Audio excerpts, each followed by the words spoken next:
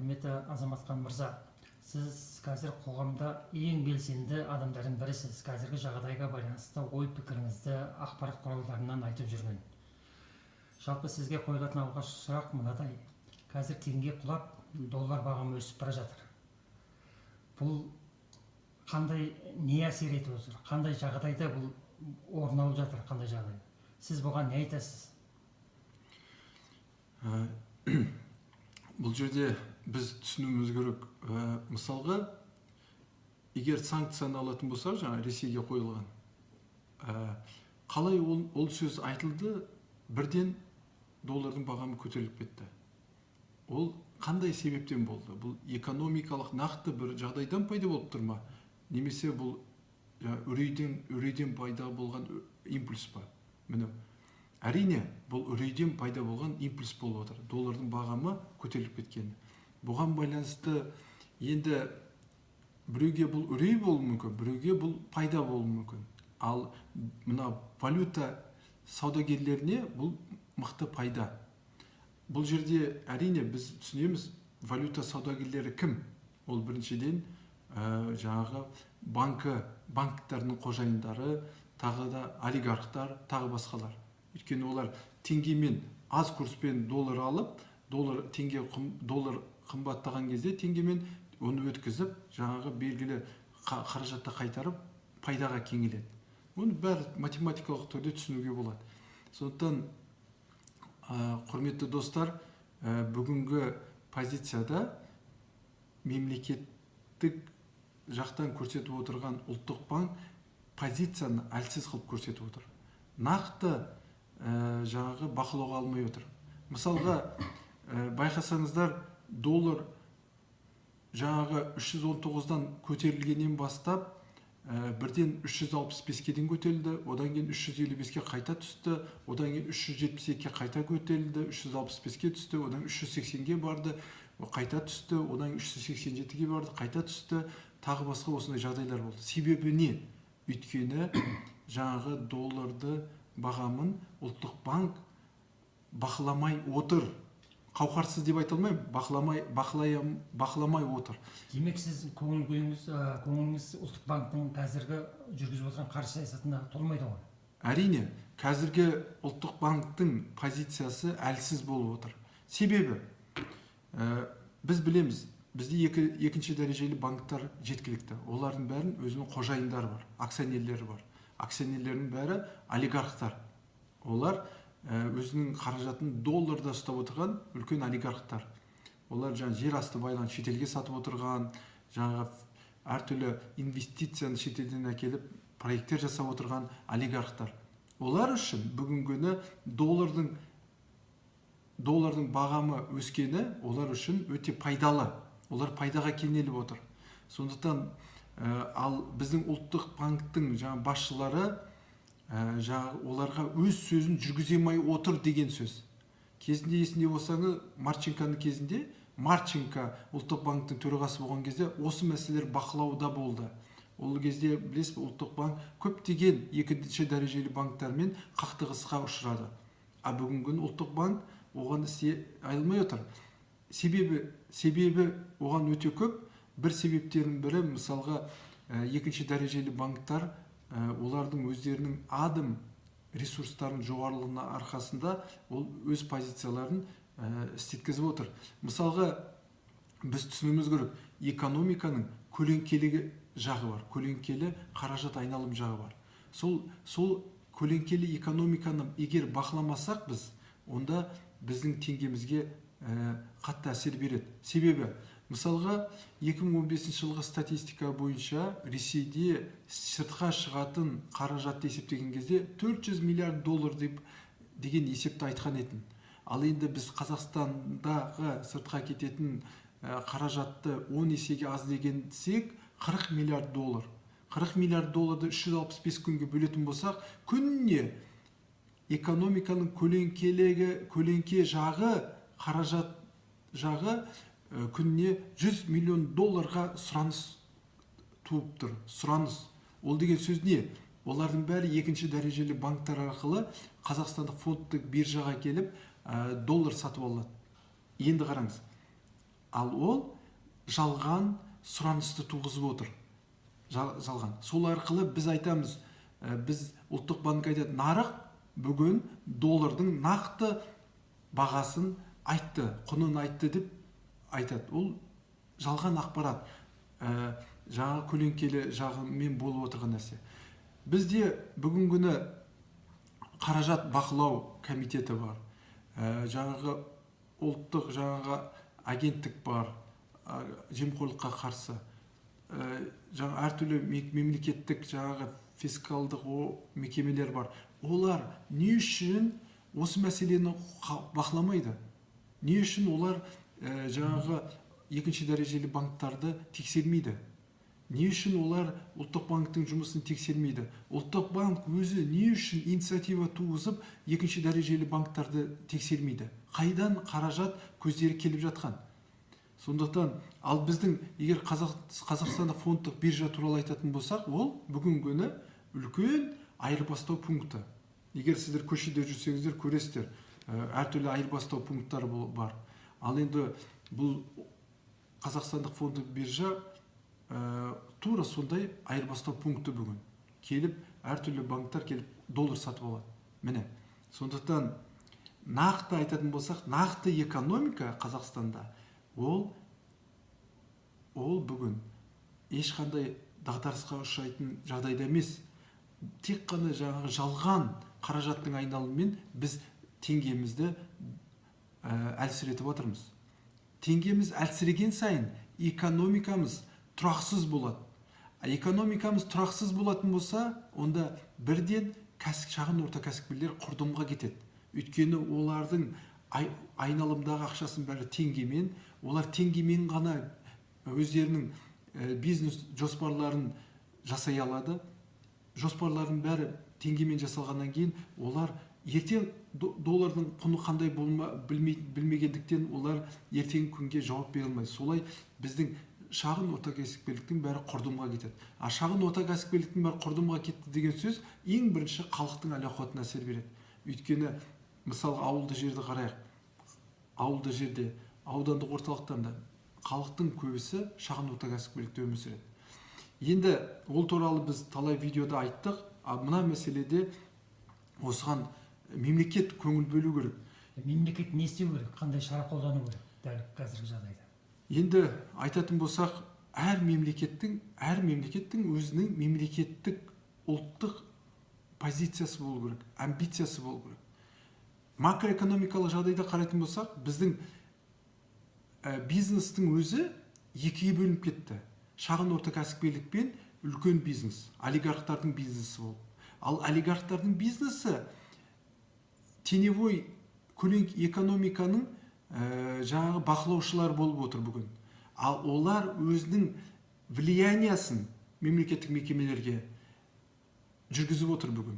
Оны біз нақты көріп отырмыз. Ал осы жерде шағын орта кәсіпкерлік, яғни халық қорғалмай отыр. Біздің сұранысымыз мемлекет жағынан президент Нұрсұлтан Әбішұлы елбасымыз осы мәселені бақылауға өзінің бақылауына алу керек. Өйткені әртүрлі олигархтардың жаңағы қызметкерлері билікте отырған бәрімен бақылауға алу керек, жасап жатқан істерін бәрін көру керек. Мысалға, кеше жаңадан аппарат жетекшісі келді, президент әкімшілігінің Исекешев мырза. Енді біз қазір көреміз қандай позицияға болатын. Бірақ бірден енді Исекешев мырзаға міне осы ұсыныстар береміз. Бірінші ұсыныс, шетелден келетін тауарларға мемлекеттік төлемді көтеру керек. Міндетті түрде. Сол арқылы біз ішкі нарықтағы өндіріс кәсіпкерлерді қолдаймыз. Олар өз тауарларын жаңағы бәсекелестік сай бағамен саталады. Өзіндік құнынан жоғары бағаға саталады. Ол сондықтан бұл міндетті түрде жасайтын іс. Егер осыны Исекешев мырза іс атқара алса, бұл ел үшін істелген үлкен іс болады. Екінші, біз жаңағы ұлттық банк, барлық фискалды органдар, мекемелер мемлекеттік мекемелер барлық мына экономиканың көлеңкелі қаражат айналымды бақылауға алу керек. Жаңа Қазақстандық фондтық биржаға түскен қаражаттарды бәрін тексеруге алу керек. Ұлттық банк бұны инициативаны өз қолына алу керек, міндетті түрде. Үшінші, мемлекет өзінің инструменттерін пайдалану керек бүгінгі күні. Долларды бір бағамда ұстау үшін, бір бағамда долларды бағамын теңгенің бос айналымға кетуімен нарықтың өзі анықтайды деген позицияны мемлекет ұстанбау керек. Мемлекет тез арада бұл мәселені бір өзіндік бір бағамда ұстану керек. Біз айтып отырмыз, біз нақты біліп отырмыз. Экономика $1 350-де жайбырақат, еш қиналмай біздің экономикамыз $1 350-де ұстай алады бүгін. Еш қиналымсыз. Төртінші, барлық жаңағы банктардың, екінші дәрежелі банктарды жаңағы кредитование, шағын орта кәсіпкерлікті қолдау бағдарламаларын тексеріске алу керек. Бүгінгі күні өзіңіз білесіз, қаншама қаражаттар екінші дәрежелі банктарға берілді. Жүздеген миллиард теңгедей. Олардың бәрі қайда кетті сол қаражаттар? Нақты шағын орта кәсіпкерлікке қол жетті ма? Мен мысалға шағын орта кәсіпкерлермен көп араласам. Олар айтады, біз банктан тікелей аламаймыз дейді. Тек қана жаңағы посредниктер арқылы ғана үлкен пайызбен аламыз деп айтып отыр. Бұл деген сөз сұмдық. Мемлекет өз жағынан қаражат береді. Ал қаражатты жаңағы делдалдар арқылы үлкен пайызға кәсіпкерлерге береді. Осы мәселені мемлекеттік мекемелер нақты бақылауға алу керек. Үшінші, бізге бүгінгі күні тез арада үлкен мемлекеттік бағдарлама қажет. Шекарамызды солдаттармен қорғау бір бөлек, экономикалық дәрежеде қорғауымыз керек. Ол үшін бізде енді көп айтамыз ғой, біз экспорт жасауымыз керек деп, біздің ақылды бір экономистеріміз айтады, девальвация болған жағдайда біздегі ішкі өнімнің бағасы арзандап, экспортқа шығаратын тауарларымыз көбейеді дейді. Ешқандай ондай болмайды. Ешқандай мемлекет өзіне шетелдің тауарын кіргізбейді. Олардың арнайы өзінің агрессивтік маркетингі бар. Бағаларын 2-3 есе төмендетіп, қалай да болсын сырттан келген тауарды шығарып тастайды. Сондықтан ондай балаша қуанып халықты алдайтын ондай манипуляционный технологияларға халық сенбеу керек.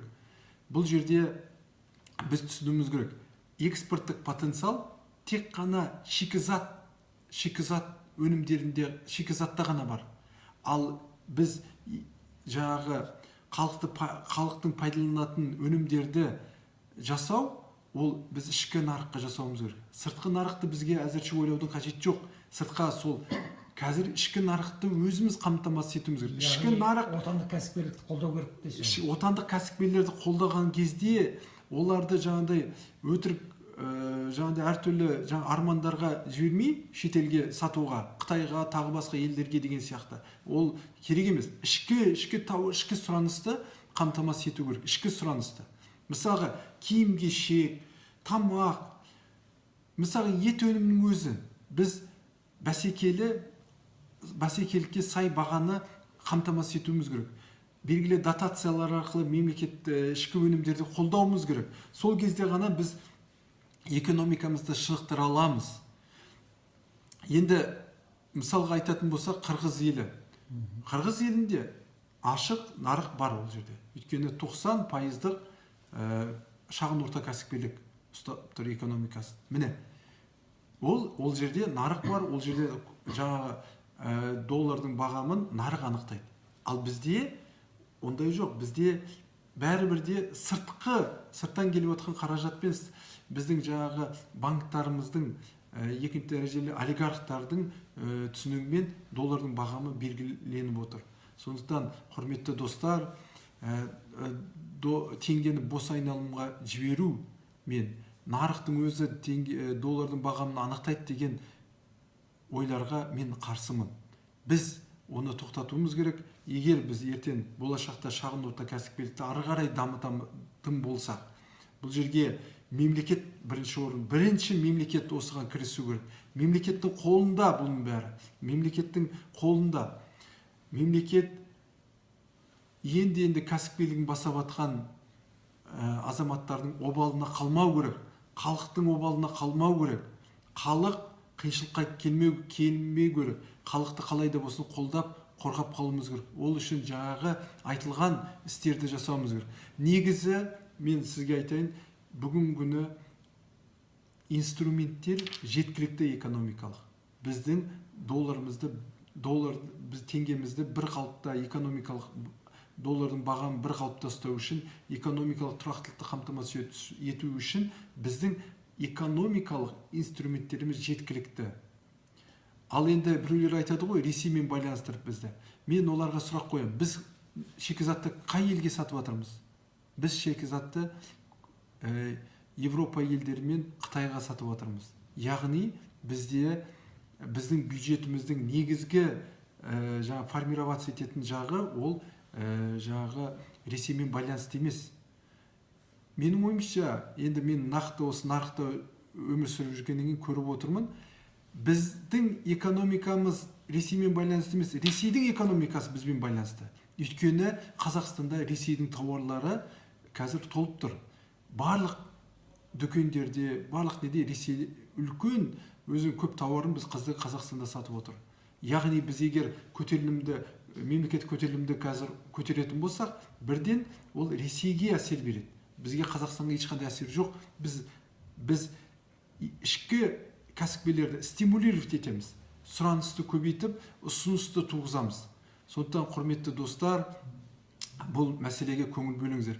Бір азаматтар, бір мықты экономистер, ақылды экономистер айтып қояды. Біз несиені теңгемен аламыз, несиені теңгемен жабамыз. Құрметті достар, ол қате ой. Егер сіздің қымбатшылық болатын болса, тауар қымбаттайтын болса, сіздің пайдаңыз, түсіп тұрған ақшаңыз, ол бірден көлемі азаяды да сіздің несиеге жабатын қаражатыңыз азаяды.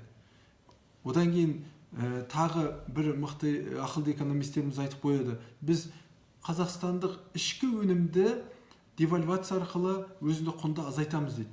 Тағы дұрыс емес. Өйткені біздің барлық ішкі өнім шетелден келетін импортқа байланысты. Ауыл шаруашылық өнімдерінің бәрі пестицид, гербицид, селитра, тағы басқа шетелден келетін өнімдерге байланысты. Комбайн болсын, техника болсын, бәрі шетелден келеді, импорт. Сондықтан, құрметті достар, біздер өзімізді алдамауымыз керек. Бұл біздің еліміз. Өз елімізді өзіміз алдамайық, достар. Әсіресе журналистер, кейбір журналистер девальвацияны қолдаймын деп, өздері білмейтін нәрсені айтам деп, халықты дұрыс емес жолға түсіріп отыр. Бұның бәрі дұрыс емес. Міне, біз дайынбыз бұл мәселе сұрақтар бойынша жауап беруге әр уақытта. Құрметті Азаматов мырза, қаржы саласына байланысты, қазіргі жағдайға байланысты берген тұшым сұхбатыңызға көп рахмет.